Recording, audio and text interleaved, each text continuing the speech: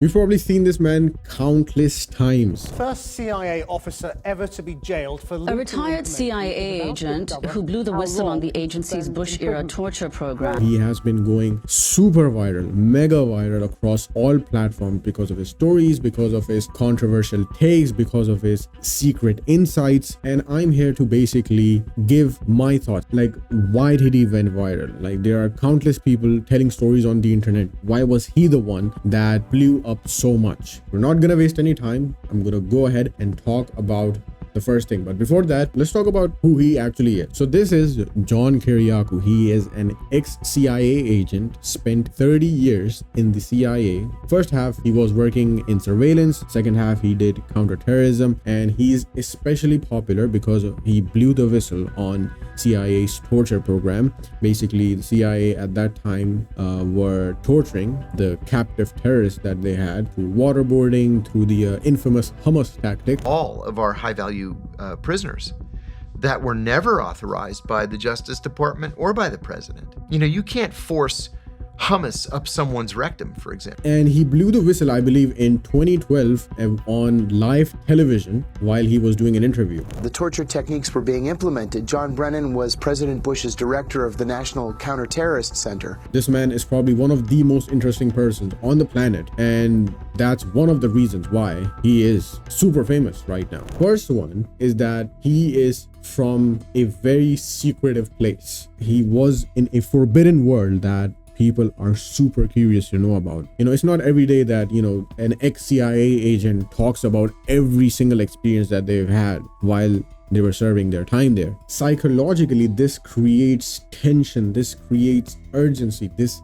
creates curiosity, because this is not an ordinary man. He's not pulling things out of his ass. He's actually telling you all of the things that he experienced, all of the things that he did, all of the things that were kept hidden from the public, and he's out here telling. So that's one of the most important reasons why he is so famous, because he had access to this forbidden world, which is the Central Intelligence Agency. Let's get to the next point, which is even more interesting. Credibility. The man has endless proof that he is not yapping. He has proof. He spent time in jail because of all of his stories. He spent 23 months in prison because of this. So he's not a fraud. That removes the skepticism from people's minds instantly. Let's get to the next point, because this is where I actually have proof that his format, what he is talking about, actually works. So when I was doing all of this research, I noticed that the most popular content of him is his story, right? He has opinions on politics. He is talking about the current affairs, but those don't tend to get, you know, a lot of views. They get like 70 to 100,000 views. In his case, that's very low. On the podcast that he has appeared on, he has garnered 8 million, 9 million, like 4, 5 million views, right? On clips alone, he has like tens of millions of views. So his strong point is stories, and his strong point is not just stories. It's very interesting stories. And the psychological thing about his stories is that all of his stories have so much tension in them. You're just hooked. It's not something that you can predict, because the stories are so interesting that you literally cannot predict what's about to happen next. Just like the examples that I gave you. Could you have predicted that he is going to say that the CIA used to shove hummus up someone's ass? You cannot predict it. So the setup, tension, payoff loop is very good, and he is very articulate. He knows how to speak. He knows how to explain these stories really well. Now this is where it gets interesting. I'm not just talking all of these things and, you know, just recording this video and, you know, giving you all of this value. I actually copied his format. I was like, I have some interesting stories that I think that people, you know, might give a listen. Before I uploaded my first